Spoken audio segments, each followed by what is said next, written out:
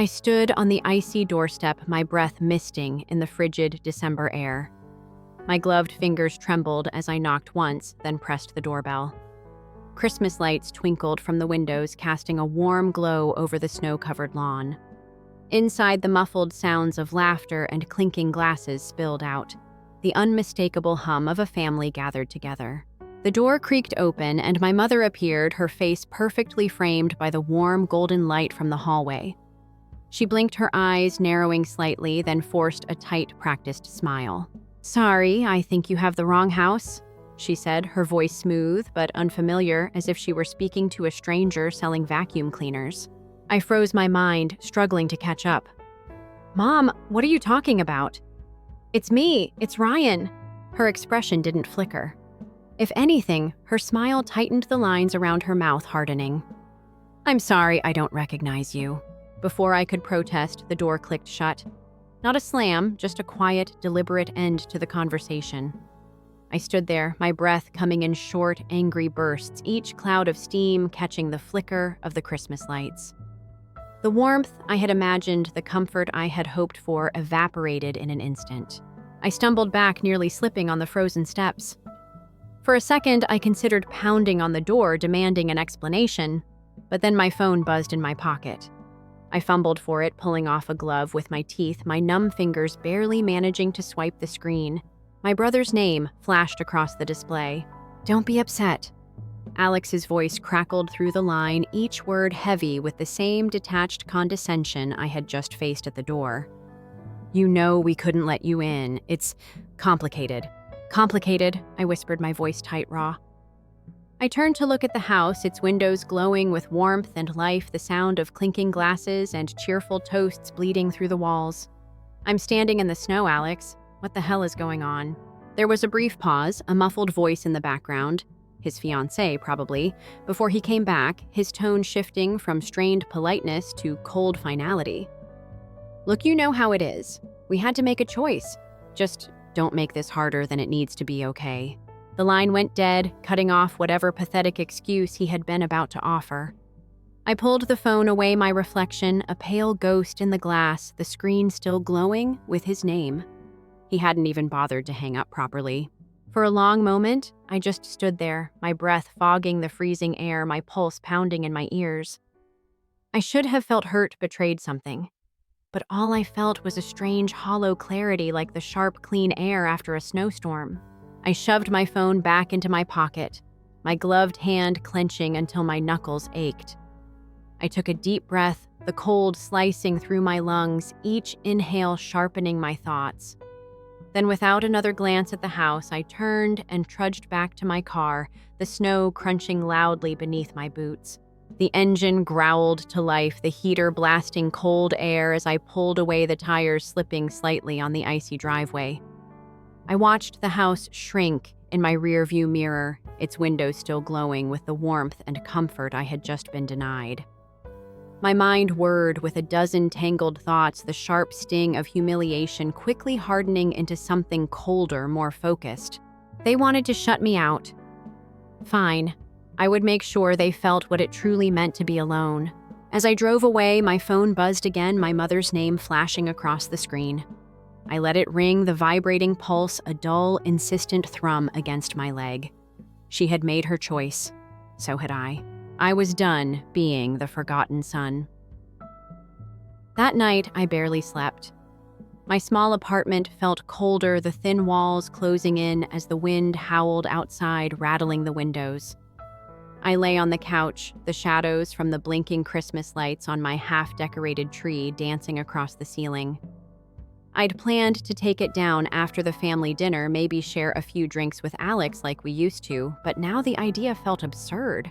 Around 3 a.m., I gave up on sleep and grabbed my phone. 61 missed calls. My jaw tightened as I scrolled through the list.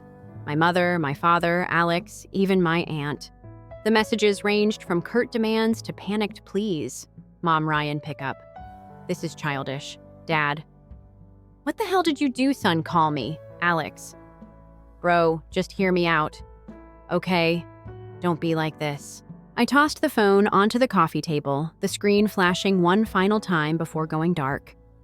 I let it sit there vibrating every few seconds, the persistent buzz blending into the background hum of the old refrigerator.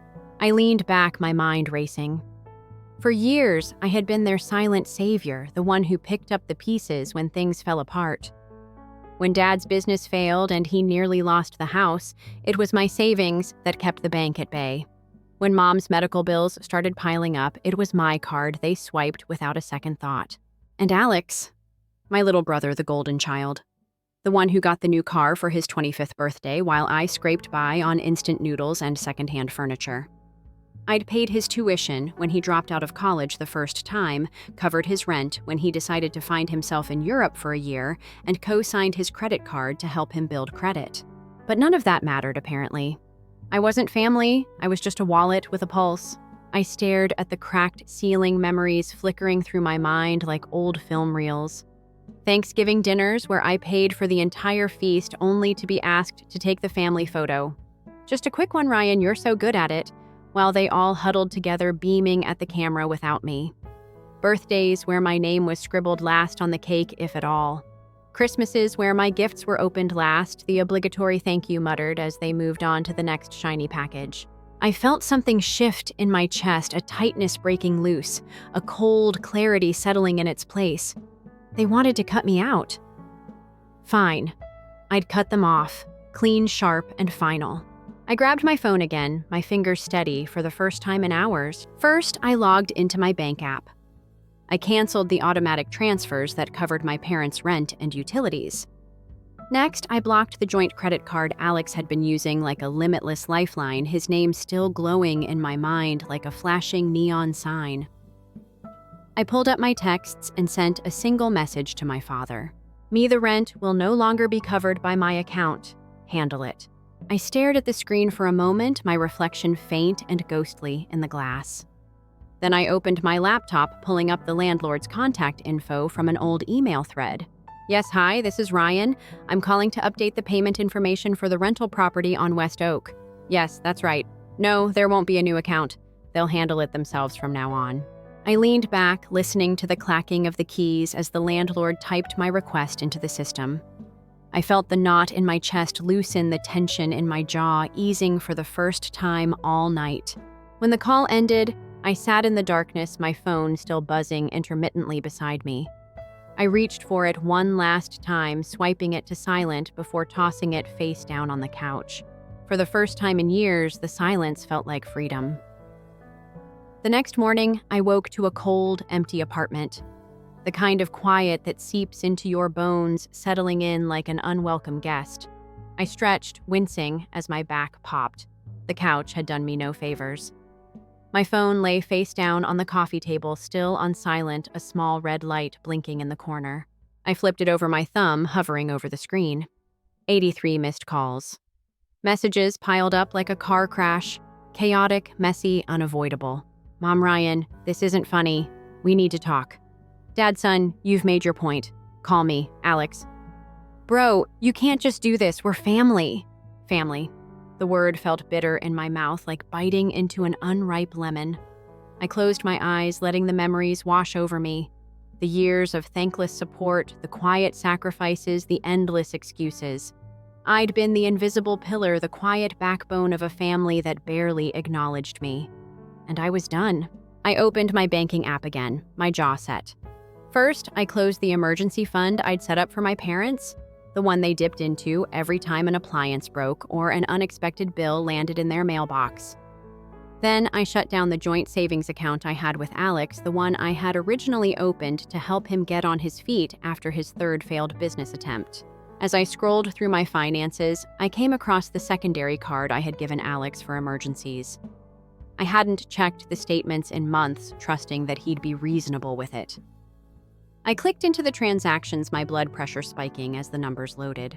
Hundreds of dollars on takeout, concert tickets, weekend trips to the coast, and a particularly insulting $300 charge at a luxury steakhouse, the same night he had claimed to be too broke to split Mom's medical bill with me. I canceled the card. My fingers moving quickly, my breathing steady. Then almost as an afterthought, I typed out a final message. "Me, the card is blocked. Pay your own way from now on." I hit send, the small whoosh of the outgoing message echoing in the silence of my apartment. I felt a strange, liberating sense of weightlessness, like I had just unshackled myself from years of invisible chains. I stood stretching again, my joints popping like fireworks. The phone vibrated almost instantly, the screen lighting up with Alex's name. I ignored it, turning to the kitchen, where the half-empty bottle of whiskey still sat from the night before. I poured myself a glass, the liquid catching the morning light as it swirled in the glass. I leaned against the counter, the cold marble biting into my palms, and took a slow, deep breath. They had taken me for granted, used me as a convenient crutch, a walking, talking ATM. But I had cut the lifeline. For the first time in years, I had drawn a line in the sand. The phone buzzed again, Alex's name flashing insistently. I took a long sip, savoring the burn as it slipped down my throat, each swallow a small act of defiance. They had wanted me to disappear. Fine. I would show them exactly what that looked like. 2 days later, the storm truly hit. It started with a frantic voicemail from my father. I almost deleted it without listening, but curiosity got the better of me. "Ryan, what the hell did you do?" His voice crackled through the speaker, thick with barely contained rage. "The rent check bounced, your mother's credit card isn't working, and Alex just called me panicking about some canceled account. You need to fix this, now." I leaned back on my creaky kitchen chair, letting the message play out, my heart strangely calm. The old me, the quiet, dependable, always there Ryan, would have called back immediately, apologized, maybe even wired over some cash to patch the cracks in their perfect little world. But that version of me had died on their doorstep that cold Christmas Eve. Another message came in, this one from my mother, her voice sharp and panicked. "Ryan, please. We can't pay the rent this month without your help. I don't know what's going on, but your father is beside himself. Just call me back." I closed my eyes, letting the desperation in her voice wash over me. For a moment, I felt a small, flickering pang of guilt, a shadow of the old reflex to fix, to support, to save. But then I remembered the hollow click of that door, her smooth, dismissive voice telling me she didn't recognize her own son. I stood pacing the small kitchen, my socked feet whispering against the cold tile. The phone continued to buzz, the notifications stacking up like an avalanche. I reached for the bottle of whiskey again, pouring a small shot and downing it in a single burning gulp. I thought back to the countless times I had covered their bills, paid off their debts, floated them cash for vacations they could never afford. I had been the silent pillar, the invisible backbone of a family that never truly saw me. And now, for the first time, they were feeling the cracks in their foundation. I leaned against the counter, staring out the frost-streaked window as the snow continued to pile up outside. It felt fitting, the slow, suffocating weight of it, the way it smothered everything beneath it. My phone buzzed again, this time with a text from my aunt, the family gossip. "Aunt Sarah, Ryan, sweetie, what is going on? Your parents are in a panic. Just call them, okay? Family comes first." I barked out a short, bitter laugh, the sound echoing through the empty kitchen. Family comes first. What a joke. I tossed the phone onto the counter, the screen flashing one final time before going dark. I felt a strange, icy calm settle over me, a cold, detached sense of finality. Let them scramble. Let them panic. They had wanted to pretend I didn't exist. Now they could live with that reality. By the fourth day, the calls had slowed to a trickle, the initial panic giving way to a simmering, resentful silence. I hadn't left my apartment in days, the outside world shrinking to the cold glow of my laptop screen and the flicker of my half-dead Christmas lights. Then, just as I started to believe they might finally leave me alone, my doorbell rang. I froze, my mind struggling to catch up as the harsh metallic buzz echoed through the small apartment. I crept to the door, peeking through the peephole, my breath catching in my throat. My parents stood on the other side, their faces pale and drawn. My father's jaw set in a hard, unyielding line, my mother's eyes red and swollen. Her hair pulled back in a messy, desperate bun. They looked smaller than I remembered somehow. Like figures from an old photograph, the edges faded and blurred. I took a deep breath, my pulse thundering in my ears, and opened the door. For a moment, none of us spoke, the cold air from the hallway swirling around us, catching in my mother's fraying scarf. "Ryan," my father started, his voice rough, each word sharp enough to cut. "We need to talk." I leaned against the doorframe, crossing my arms over my chest, my heart still racing. I met his eyes, the same gray as my own, and forced myself to stay silent, letting the tension stretch between us like a fraying rope. "What do you want?" I finally asked, my voice calm, almost bored.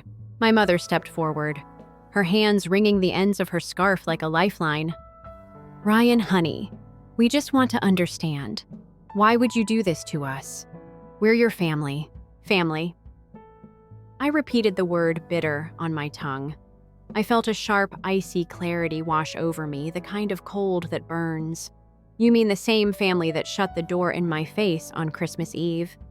The one that decided I wasn't worth a seat at their table?" My father's jaw clenched, a muscle twitching beneath the graying stubble on his cheek. "You're overreacting. We had our reasons. Things are complicated."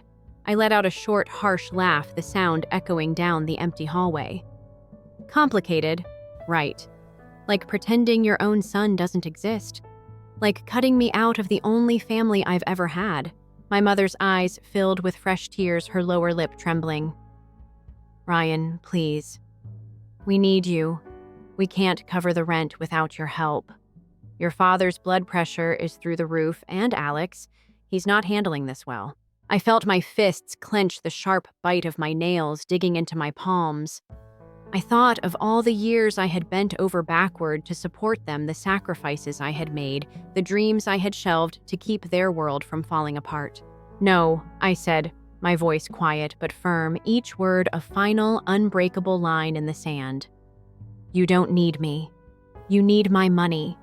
And that's not the same thing." My father's face twisted, his eyes narrowing into sharp, angry slits. "Don't you dare talk to your mother like that. After everything we've done for you." "Done for me?" I cut in my voice, rising for the first time, the anger bubbling up from somewhere deep and dark. "What exactly have you done for me, Dad, huh? Because all I remember is paying your mortgage, covering your medical bills, and saving this family from bankruptcy. But sure, tell me more about everything you've done for me." My mother sobbed, one hand flying to her mouth as if to catch the broken, gasping sound before it could escape. My father's face flushed a deep, furious red, his hands balling into fists at his sides. "You ungrateful little—" he started, but I slammed the door in his face before he could finish, the sharp, echoing thud vibrating through my bones. I leaned against the cold painted wood, my breath coming in short, ragged gasps, my heart thundering in my chest. From the other side, I heard my mother's broken, muffled sobs, my father's low, furious muttering, and the creak of their footsteps as they finally slowly turned and walked away. I slid down to the floor, my back against the door, my head resting against the chipped paint. I felt a strange, hollow sense of finality, like the sharp, clean air after a storm. They had made their choice, and so had I. A week passed, and the world outside my apartment felt like a distant, snow-covered dream. I had ignored every call, every message, every desperate voicemail. My mother had tried crying, my father had tried shouting, and Alex, he had tried guilt. But the silence from me had been absolute. Then one icy Thursday morning, I heard a rustling outside my door. I froze my coffee halfway to my lips, the steam curling around my face in the cold, dim light of my kitchen. I crept to the door, peeking through the peephole. A thin, cream-colored envelope sat on the welcome mat, my name scrawled across the front in my father's bold, aggressive handwriting. I hesitated for a long moment, my pulse thundering in my ears, then slowly cracked open the door, the icy hallway air biting at my bare feet. I snatched the envelope, shutting the door quickly behind me, my fingers trembling as I turned it over. The flap was unsealed, the paper slightly creased as if it had been clutched too tightly in a moment of frustration or regret. I slipped the single sheet of paper free, my heart thudding painfully in my chest as I unfolded it. "Ryan, you've made your point. We get it. You're angry. But this childish tantrum has gone on long enough. Your mother is in tears every night, and Alex can barely look at himself in the mirror. If you want to punish us, fine. But don't forget where you came from. Don't forget who you owe. We've always been there for you, Ryan, even if it didn't always feel that way.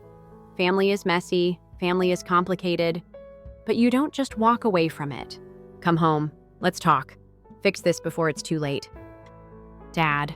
I stared at the letter, the words blurring as a sharp, bitter anger rose in my chest, choking my breath. I crumpled the paper in my fist, my nails digging into the thin, cheap stock as my mind whirled with memories. Every ignored achievement, every forgotten birthday, every casual dismissal disguised as a joke. The countless nights I had bailed them out, paid their bills, kept their lives from falling apart while mine slowly unraveled in the shadows.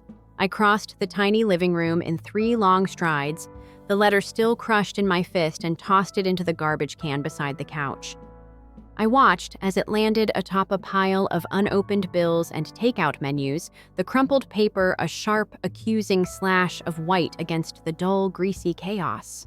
For a long moment, I just stood there, my chest heaving, the silence of the apartment ringing in my ears. Then, without a second thought, I grabbed my phone and pulled up my email. I typed quickly, my fingers moving with the cold, sharp precision of someone finally irrevocably done. To the landlord, subject termination of lease.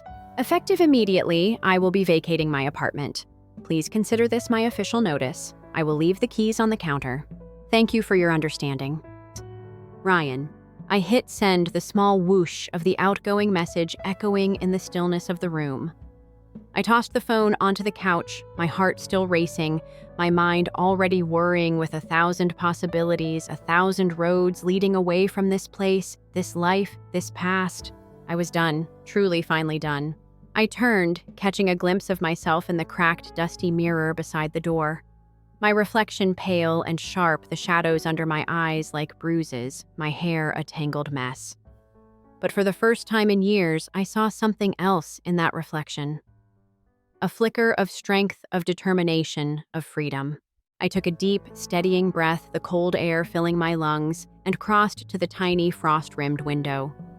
I stared out at the snow-covered streets below, the bare branches swaying gently in the wind, the world stretched out before me like a blank, untouched canvas. I would leave this place. I would leave them behind. And I would never, ever look back. Story 2. Right after I paid their $212,000 mortgage, I got an anonymous video. Watch this now. I opened it and saw my family selling the same house to someone else. He thinks it's his $40,000 extra. And it's yours. They laughed. I sent the video to the family group chat, canceled their payment, and arrived with the deed. But the real shock was waiting inside. I was half asleep when my phone buzzed, vibrating aggressively on the nightstand. 3 a.m. Who would text me at this hour? My mind was foggy from exhaustion, still trying to process the fact that just yesterday, I wired the last mortgage payment for my parents' house, $212,000. All of it paid off. I should have felt relief. Instead, there was just emptiness. The message was from an unknown number. Watch this now. Attached was a video file. Curiosity battled against caution, but exhaustion won. I tapped play. The video opened with shaky footage of my family's house taken from inside. My sister's voice rang out clear and almost too loud. This guy thinks the house is now. What a joke. The camera panned to the living room where my dad was laughing, holding a beer. Then my mom, sipping wine, chimed in. 40 grand extra and it's yours, she said, smirking at someone off camera. Then the screen showed a man I'd never seen before, mid-40s, rough-looking, grinning like he just won the lottery. He thinks it's his. You serious? My sister snorted. Yep, paid it all off too, but for an extra 40, it's yours. Laughter filled the room. My hands went numb, phone slipping slightly from my grip. I played it again, hoping I'd misheard, but the words didn't change. They were selling the house. The house. I just paid off for them. I wanted to scream. I wanted to throw my phone against the wall. Instead, I sent the video to the family group chat with a single caption. Explain. No response. 20 minutes later, I canceled the last mortgage payment, the one that had just gone through. If they were selling, they weren't selling on my dime. I grabbed the deed from the drawer. My name was still on it. I wasn't going to be played like a fool. I got dressed and drove to the house. I didn't call, didn't text, just walked right up to the door, clutching the deed like a lifeline. But the real shock wasn't waiting outside. It was waiting inside. I stood in their living room, the deed clenched in my fist, a storm raging inside me. But my family, they looked at me with the same blank, calculating faces I had grown to hate. My sister Kelly lounged on the couch, scrolling through her phone. My dad leaned against the kitchen doorway, arms crossed, that smug, condescending smirk on his face. Mom, ever the silent accomplice, stood by the window pretending to rearrange the blinds. "Explain the video," I demanded, waving my phone. Silence. Then a sigh. Kelly looked up, rolling her eyes. "Oh, that," she said, laughing. "Come on, it's just a joke." "A joke?" My voice shook. "You're selling the house I just paid off behind my back for an extra $40,000. "Not selling. Renting." Dad cut in, his voice calm, like he was explaining something obvious to a child. "It's a business decision. We needed some extra cash." "Business decision. This isn't your house to sell." I threw the deed on the coffee table. "This is my name on the mortgage. I paid for it. I paid for all of it." "Dad," smile faded. He stepped forward, his face darkening. "You paid because we let you pay," he snapped. "You want her to feel important. You wanted to be the hero. Well, now you are." "Congratulations. You're twisting everything," I whispered, my voice cracking. "I helped because you needed me, because you said this was our family home. And it is." Mom finally spoke, her voice soft, almost pleading, "for all of us here." "Just you three," I shot back. "You didn't even tell me you were renting it out. You lied. You took advantage of me."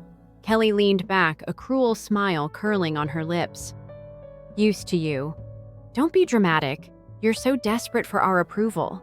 You pay for anything. It's sad. Really." The room spun. My chest tightened.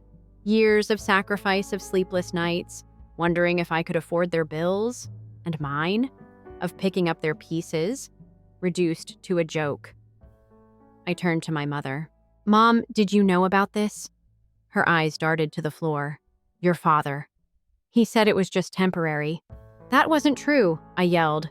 "Temporary? Then why are you selling it for $40,000 extra? Why did you record yourselves laughing about me?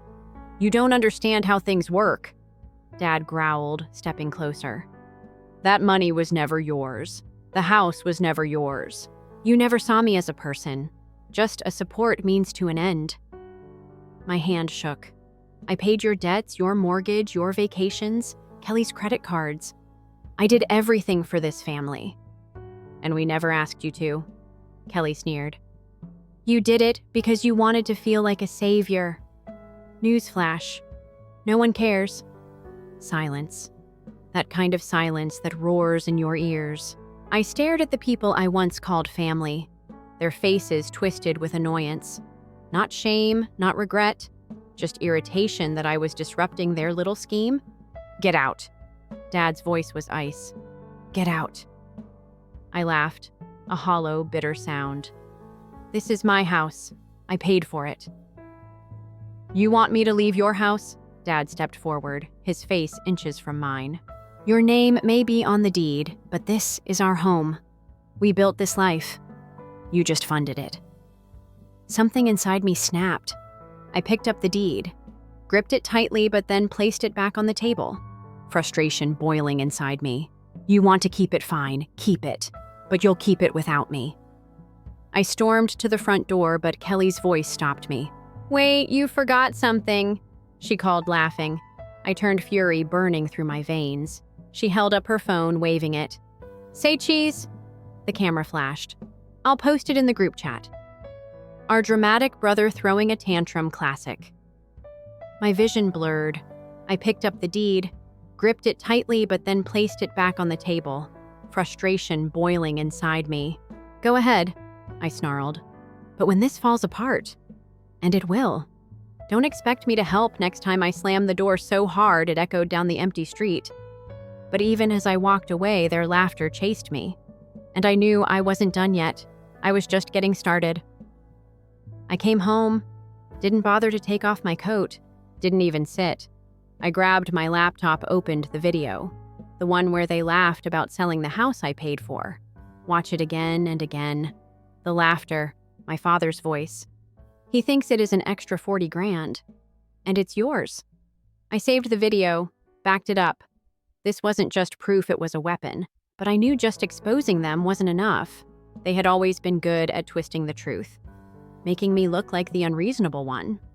No, this time I was going to do it right. I sent a message to the family group chat. We need to talk. Family meeting tomorrow. I want to fix things. Dad's reply came almost instantly. Finally, you're coming to your senses. Mom followed with her usual guilt-laden sweetness. We love you, honey. Let's work it out. Kelly, always the venomous one. Don't turn this into another drama. They had no idea I had invited someone else. I booked a private room at a restaurant. The same one we used for birthdays, anniversaries, family memories that now felt like a cruel joke. I arrived early, told the waiter to serve only water. I wanted them sober. One of their words, to be clear. They walked in together.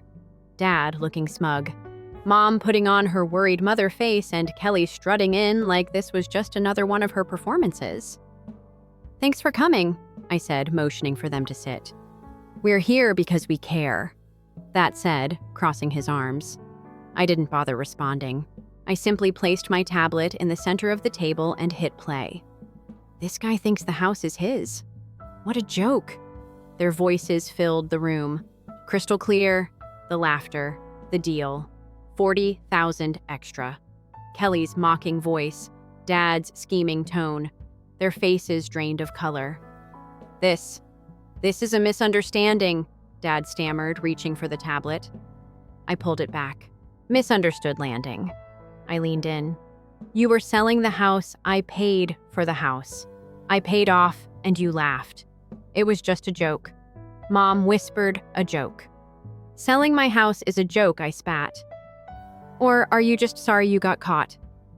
The door opened, and they all turned. A man stepped in. Middle-aged, graying hair, his expression dark with anger. My parents' faces paled immediately. They knew who he was.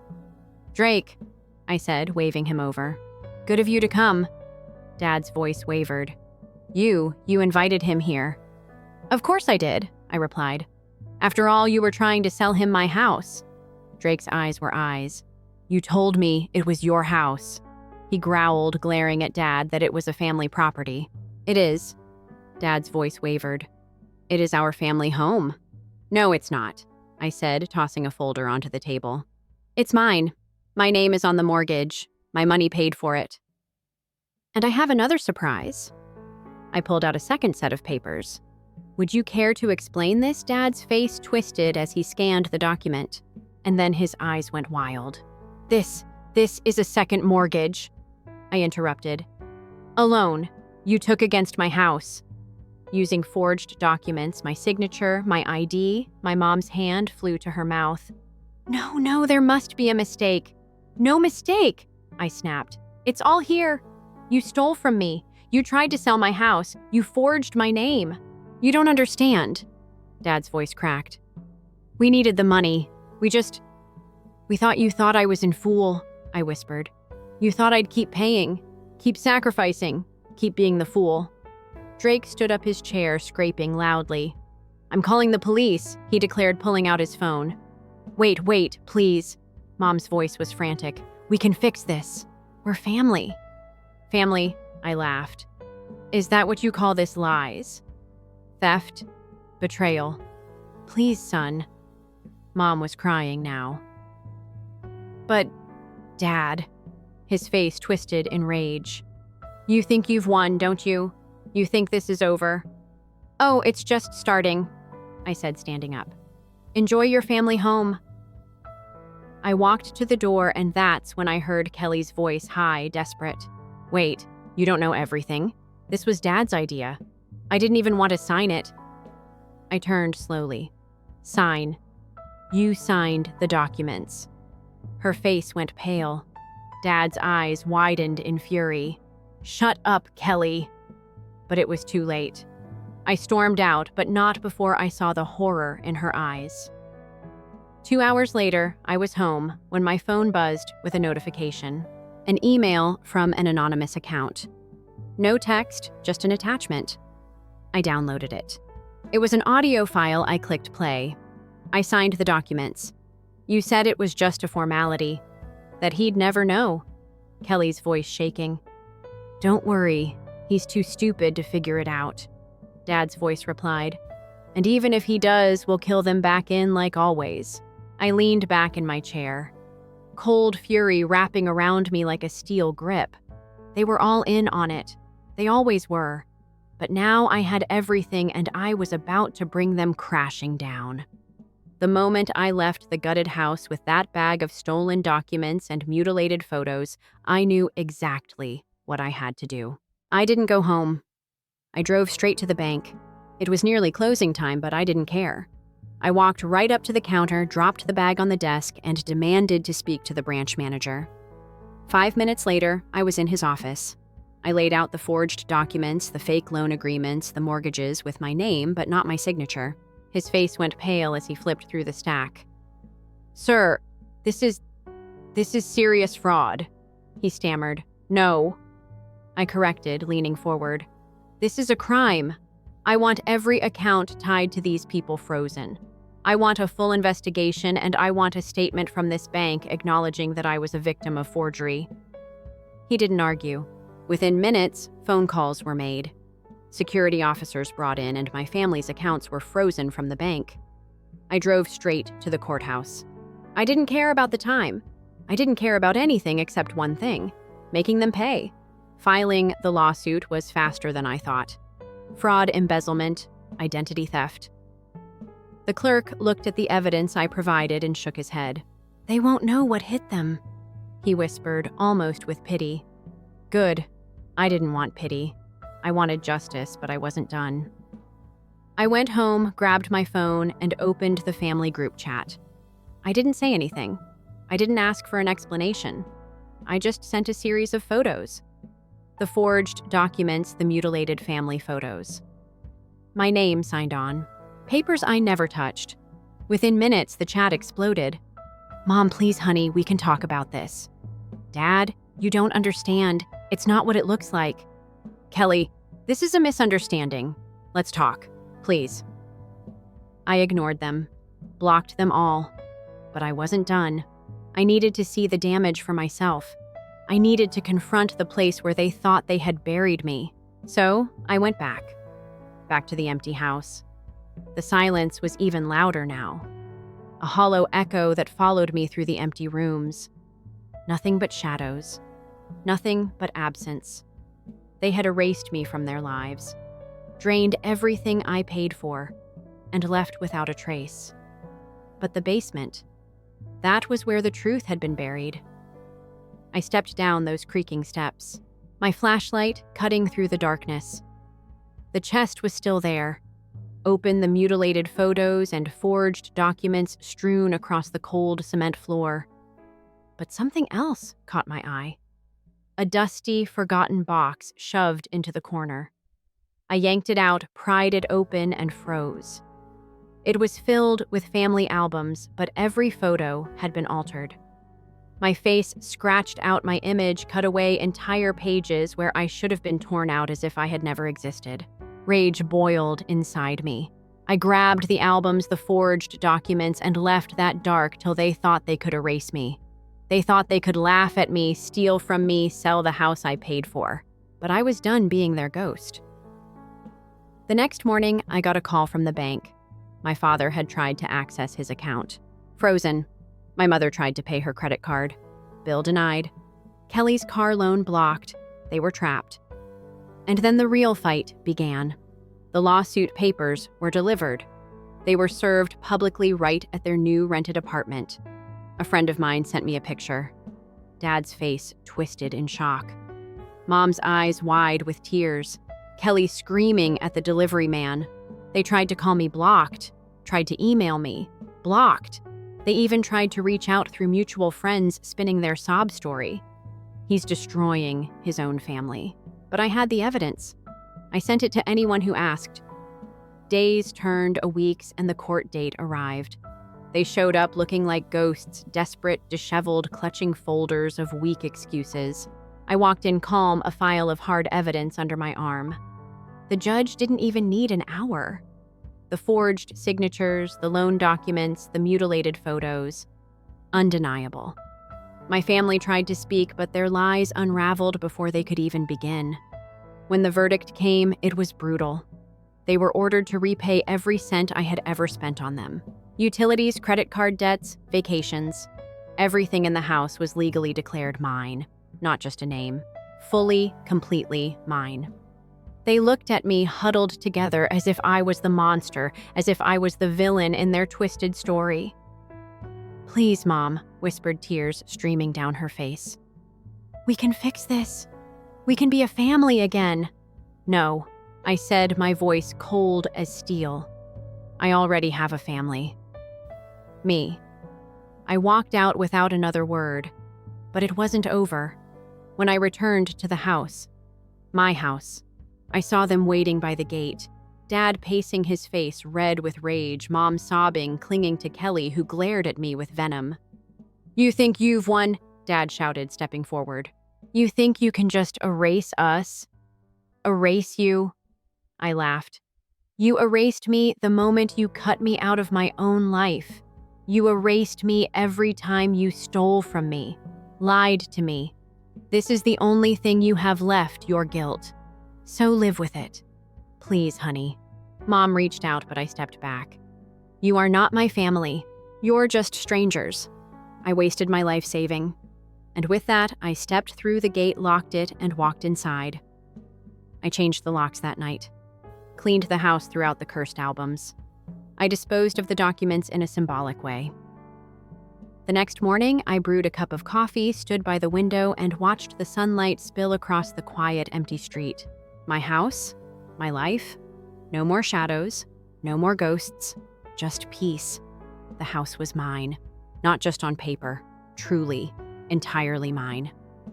I changed the locks first, heavy, reinforced ones, each turn of the key, a reminder that they couldn't just waltz back in, couldn't just claim my life, my space.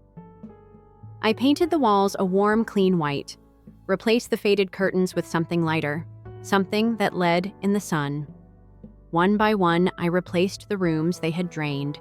New furniture mine. New appliances mine. The silence wasn't empty now. It was peaceful. But the true victory came 3 weeks later. The first check arrived in the mail, certified, signed, and with a letterhead from the court. $32,000. The first installment of the repayment they were forced to make. I didn't touch it at first, just stared at it. It felt like a piece of them desperate, clinging to whatever was left. But I cashed it without a second thought. And then they kept coming week after week. Mom's shaky handwriting on the envelopes. Dad's angry signature on the checks. Even Kelly's forced apology scribbled in a note. "I'm sorry. Please just let this end." It wasn't my problem anymore. They could cry, they could beg, they could scream. I had one. The money piled up. And with every dollar I received, I felt another weight lift. $50,100. By the time they had paid back every cent, they owed me $52,000. I wasn't just free, I was richer. But it wasn't just about the money. It was about the silence. No more texts, no more guilt-laden phone calls, no more family group chat where they laughed at me, manipulated me, lied to me. My phone was cleaned. No notifications from them. Just the quiet I had earned. I used the money to finish the house. A solid oak dining table, something I chose. Soft leather couches. Comfortable. Not the cheap, sagging ones that used to pretend were vintage. I filled the walls with my own photographs. Landscapes, cityscapes, moments I captured. Not because I had to please someone, but because I wanted to. One evening, I found the old chest, the one from the basement, still filled with the shredded photos and forged documents. I carried the old chest outside, placed it down, and lit a small controlled fire in the metal barrel we used for garden waste. The flames roared, looking at the twisted remains of their betrayal, turning them to ash. I watched it burn, felt the heat on my face, and I smiled. I watched the smoke curl into the sky, the past dissolving into ash. And I felt a strange peace. They tried to take everything from me, tried to erase me, tried to turn my life into their safety net. But in the end, they paid for every sin, every lie, every wound they left in me. I wasn't their savior. I wasn't their victim. I was free. I was still standing on the porch, feeling the night air cool against my face when I saw a familiar car pull up. Matt Kelly's ex, the guy I'd barely spoken to at family gatherings. He stepped out holding a 6-pack of beer. Didn't think you'd actually text me back. I wasn't sure it was you. I admit it, but I figured it had to be. Matt chuckled, walking up the steps. Yeah, it was me. I filmed that video. Couldn't watch them bleed you dry anymore. Why, I asked? Genuinely curious. Because they did the same to me, he said, leaning against the porch railing. Kelly wanted me to take out loans for her fake business ideas. When I said no, she dumped me. We stood there for a moment, the quiet settling between us. Guess I owe you, I said finally. Now he smiled, watching their lives fall apart. That's thanks enough. He handed me one of the beers, but I set it on the porch rail unopened. Thanks, Matt. Take care of yourself, Matt. As he walked back to his car, I stood there feeling the night air settle. No ghosts, no debts, just me. For the first time in years, I was alive. Story 3. Sorry, we'll celebrate another time. Something came up, my family texted as I waited alone at my promotion dinner. I paid the $780 bill, said nothing, and went home. 3 hours later, I saw their photos celebrating my brother's new car. I canceled the $2,300 rent transfer, froze their credit cards, and dropped a sealed envelope on their doorstep. It just said open together. By morning, 78 missed calls. I was sitting alone at the restaurant, checking my phone every few minutes. The waiter had already been by twice, giving me those polite, slightly pitying smiles as I mumbled something about waiting for my family. It was supposed to be my promotion dinner, the first big celebration in my life since ever. They knew how important it was to me. I'd sent the invitation weeks in advance, making sure the date worked for everyone. Mom even promised she'd baked that ridiculous 3-layer cake I loved as a kid. We're so proud of you, honey, she said. It'll be a night to remember. An hour passed. The waiter refilled my water glass and offered to take my order. I told him I'd wait a bit longer. I could feel people staring. A man in a suit sitting alone at a table set for 6. Then my phone burst. I almost knocked over the wine glass trying to grab it. It was a group text from my family. Sorry, we'll celebrate another time. Something came up. That was it. No explanation, no apology. I just stared at the message until the words started to blur. Then I did something I hadn't done since I was a kid. I went completely still. No emotion, no reaction. I just put the phone down, folded my hands on the table, and sat there trying to ignore the lump in my throat. The waiter returned. I couldn't meet his eyes. I'll take the check, I said quietly. When it arrived, I barely glanced at the total $1.07. I handed over my card without a word on the drive home. I didn't turn on the radio. I needed the silence to settle around me. When I got to my apartment, I didn't go inside right away. Just leaned against the car, staring at the city lights. Curiosity got the better of me eventually. I unlocked my phone and checked social media. They were Mom, Dad, my sister, and my brother all gathered around a shiny new car. My brother's car, the caption read, celebrating our amazing son's new ride. So proud of you. My jaw tightened. It wasn't just the car. It was all a massive lie that they'd forgotten about me, that they couldn't make it. But something came up. No, they just didn't care. I went inside and dropped onto the couch. I wasn't angry. I wasn't even hurt anymore. Just done. Without overthinking it, I opened my banking app and canceled the $2,300 rent transfer I set up for my parents' house. Then I froze the credit cards I'd co-signed for my sister. I grabbed an envelope from the drawer, wrote one line on a piece of paper, and sealed it. Drove back across the city to their house and dropped it on the doorstep. The note said, "Open together." I went home, turned off my phone, and let the emptiness take over. By morning, I woke to 78 missed calls. 3 days. Nothing but dead silence. I thought they'd finally realized what they'd done. Maybe they were ashamed. Maybe they were rethinking everything. But that was just wishful thinking. On the 4th day, my phone rang at 7 a.m. "The bank, Mr. Anderson, we detected suspicious activity on your joint accounts. Someone attempted to change the password and link a new phone number." My sister. The moment I froze the credit cards, she must have tried to regain access. I changed every password again, activated 2-factor authentication, and cut them off completely. I thought that was enough. I was wrong. The first strike came from my mother. Her Facebook post hit like a sledgehammer. Family should always stick together. It's heartbreaking when someone forgets that over money, over 50 likes, dozens of comments from aunts, uncles, cousins. Stay strong, dear. He'll come to his senses. Every family has its troubles. Troubles, they called it, trouble that I stopped being their personal ATM. I clenched my jaw and stayed quiet. Then it was my father's turn. He didn't hide behind social media. He texted me directly. "Time to grow up. You can't keep running away. This is family. Fix this before it's too late." And then my sister. 3 texts in rapid succession. "Are you serious? This isn't funny anymore. Unlock the cards." Mom's crying. Dad's furious. "You're acting like a lunatic. You've always been so selfish. Now everyone can see it." I didn't reply. I just sat in the dark, staring at my phone, my fingers trembling. But they weren't done. 30 minutes later, my boss called. His voice was careful too. Careful. "Hey, we got a call. Some woman claiming to be your mom said she's worried about you, that you're making dangerous decisions. Just wanted to check if everything's okay." I felt the ground shift beneath me. They weren't just trying to guilt me. They were trying to ruin me. I told my boss the truth in a few quick sentences. His tone softened immediately. I figured it was something like that. "Don't worry, your job is safe.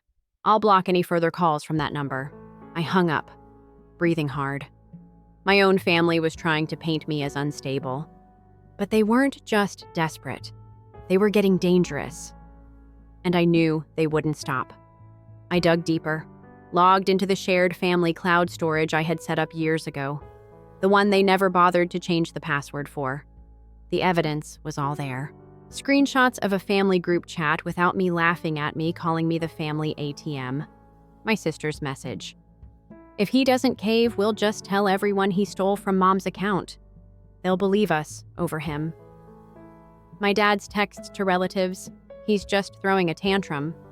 He'll come crawling back like always," in my mom's direct message to my sister. "Just keep saying he's unstable. Make them feel sorry for us." My own blood. They weren't just manipulating me. They were planning to destroy me. I saved everything.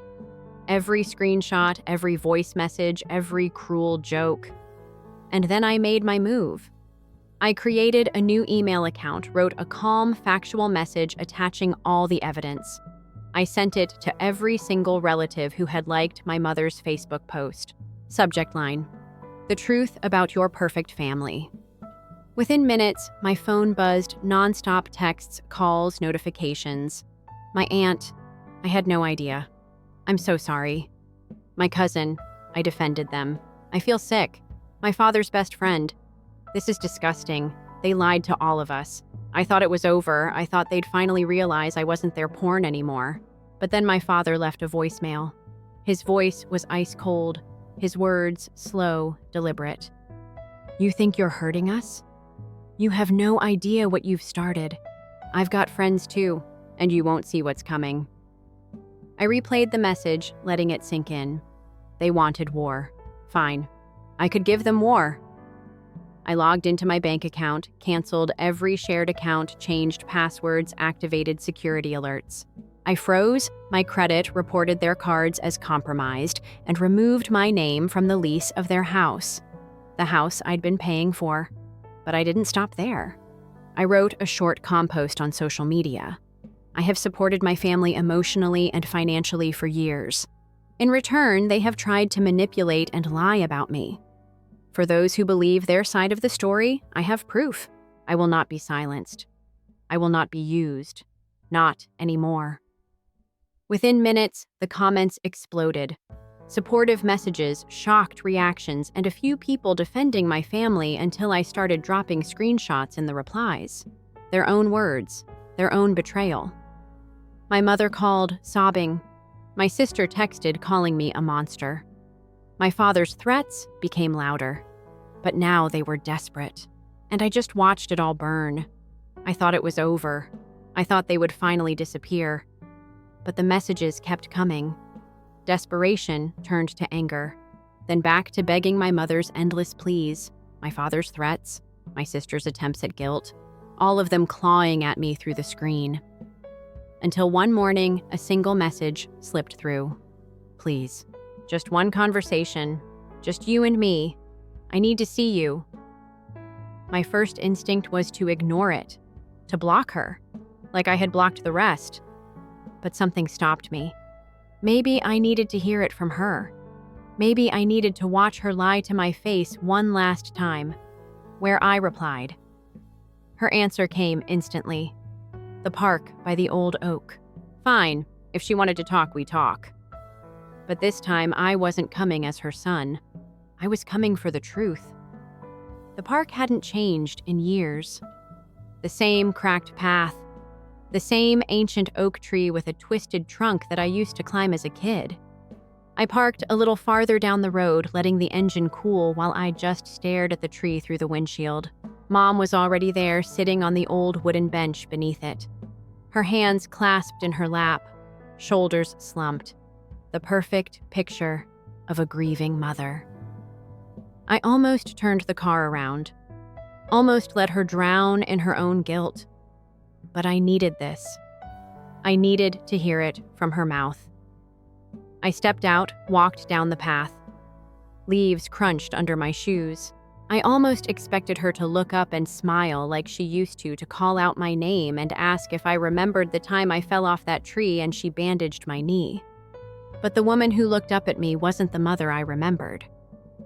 "Thank you for coming," she whispered, her voice already thick with tears. I didn't sit. I stood right in front of her, arms crossed. "You asked for this. Say what you need to say." Her tears came fast. Always. The actress. "Honey, I know you're upset. I know things have gotten out of control, but this is tearing us apart. Your father is devastated. Your sister is." "Stop."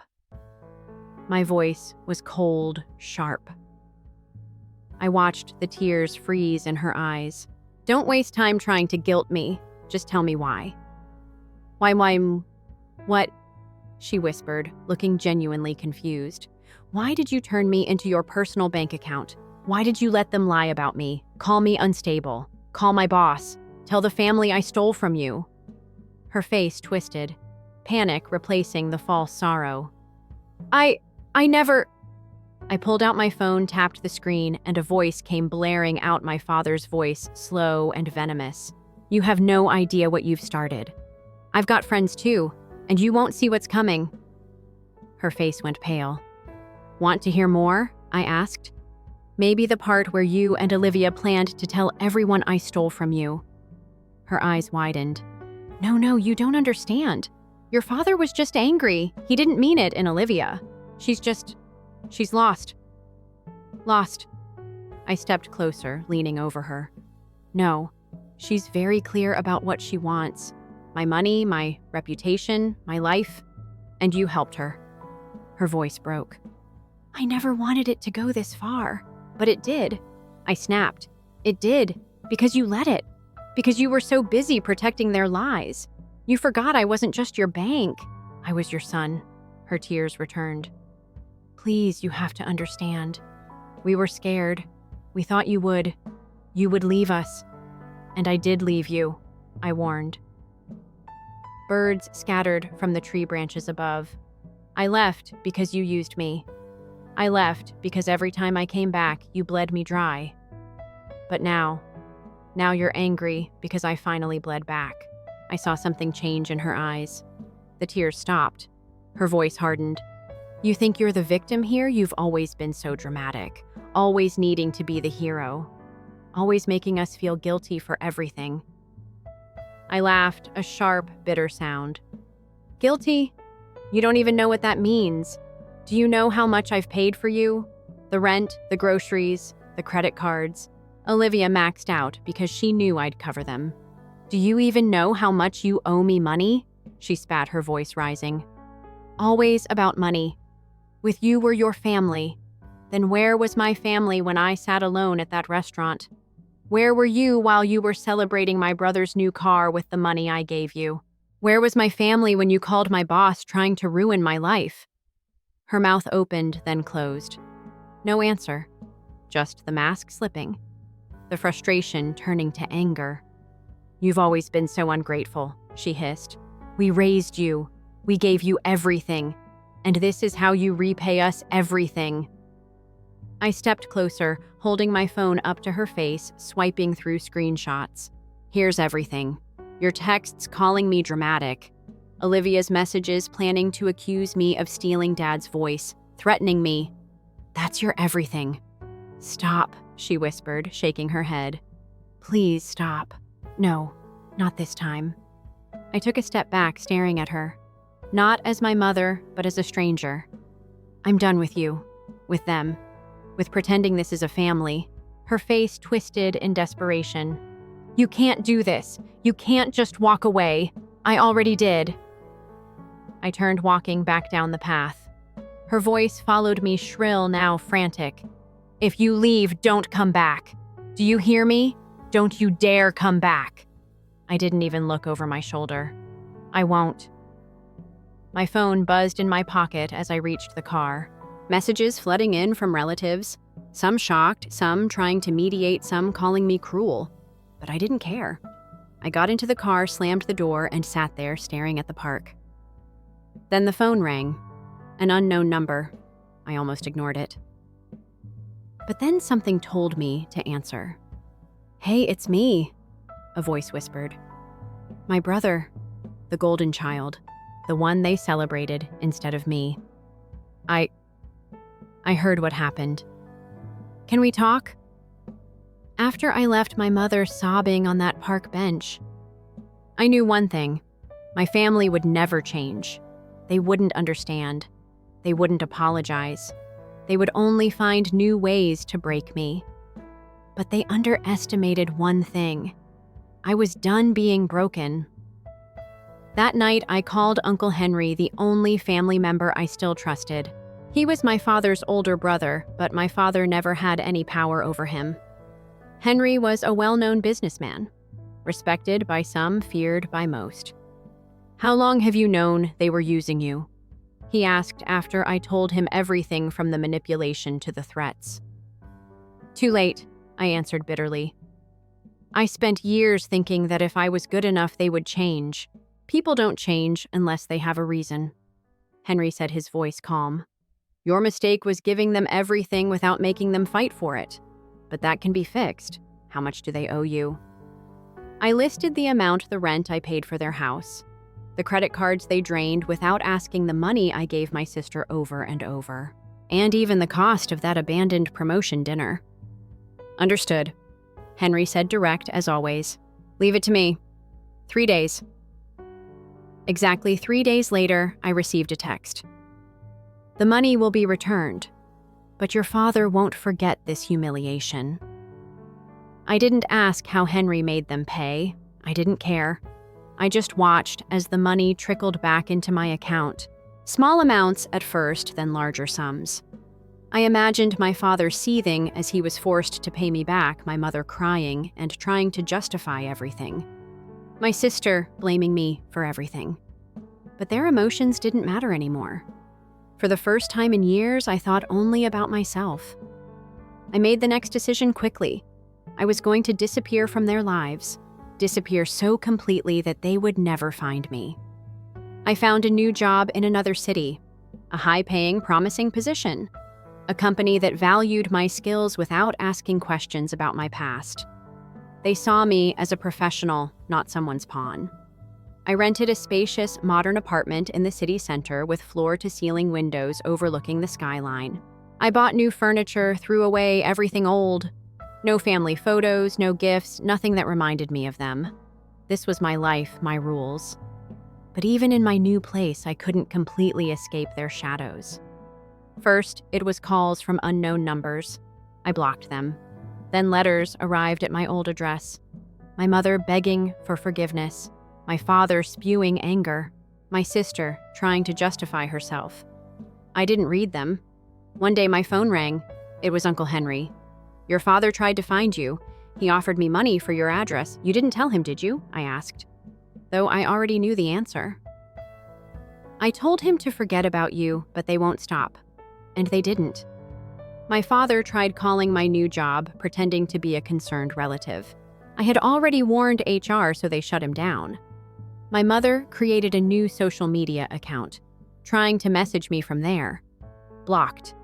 My sister reached out through Henry, begging him to give me her number. He forwarded me her message. "Tell him I've changed. Tell him I'm sorry. Please give him my number." I replied to Henry with one word: ignore. Henry understood. He always did. Weeks turned into months. I settled into my new life. I woke up without dread. I went to work, returned to my quiet, sunlit apartment, and explored the city on weekends. I made new friends who didn't know my family, who saw me for who I was and for the first time. That was enough. But even as I enjoyed my new life, there were nights when I sat by the window staring at the city lights, feeling a strange emptiness.